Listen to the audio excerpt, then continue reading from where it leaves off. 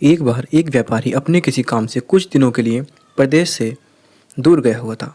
जब वह अपना काम खत्म करके घर पहुंचा तो देखता है कि उसकी पूरी तिजोरी खाली है। उसकी मेहनत की सारी कमाई चोरी हो चुकी है। व्यापारी घबरा गया और उसने अपने घर के सारे नौकरों को बुलाया। व्यापारी के घर में कुल 5 नौकर थे। व्यापारी की एक आवाज़ पर सारे नौकर उसके सामने आकर खड़े हो गए। व्यापारी ने उनसे पूछा, तुम लोगों के होते हुए घर में इतनी बड़ी चोरी कैसे हो गई?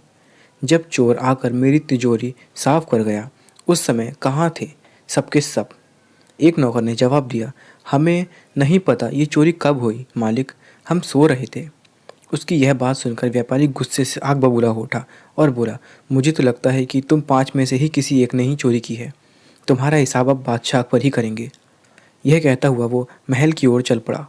बादशाह अकबर अपने दरबार में बैठकर जनता की समस्या सुन रहे थे कि तभी व्यापारी वहां पहुंचा गया। व्यापारी ने कहा, न्याय हुजूर न्याय, मेरी समस्या को दूर करें। बादशाह ने पूछा, क्या हुआ, कौन हो तुम और क्या है तुम्हारी समस्या? व्यापारी बोला, मैं आप ही के राज्य में रहने वाला एक व्यापारी हूँ महाराज। एक ज़रूरी काम से कुछ दिनों के लिए प्रदेश से बाहर गया था। जब वापस आया तो मेरी सारी तिजोरी लुट चुकी थी। मैं बर्बाद हो गया हुजूर, मेरी मदद करें। यह सुनकर बादशाह ने व्यापारी से कुछ सवाल पूछे, जैसे कितना सामान चोरी हुआ, क्या उसे किसी पर शक है, आदि।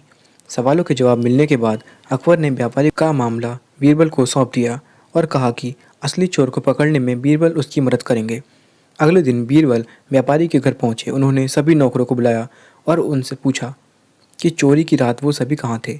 सभी ने कहा कि वो व्यापारी के घर में ही रहते हैं और उस रात भी व्यापारी के घर में ही सो रहे थे। बीरबल ने उसकी बात मान ली और कहा, आप सभी को परेशान होने की ज़रूरत नहीं है।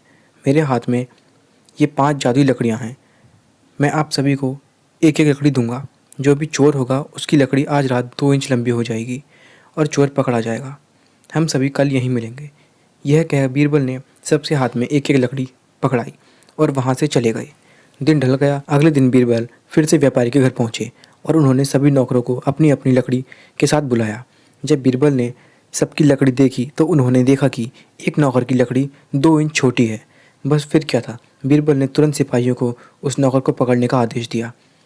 व्यापारी इस पूरी घटना को समझ नहीं पाया और असमंजस से बीरबल की तरफ देखने लगा। बीरबल ने व्यापारी को समझाया कि कोई लकड़ी जादुई नहीं थी, लेकिन चोर को इस बात का डर था कि उसकी लकड़ी 2 इंच बड़ी हो जाएगी और इस डर से उसने अपनी लकड़ी को 2 इंच काट दिया और वह पकड़ा गया। व्यापारी बीरबल की चतुराई से बहुत प्रभावित हुआ और उसका धन्यवाद किया। इस कहानी से सीख,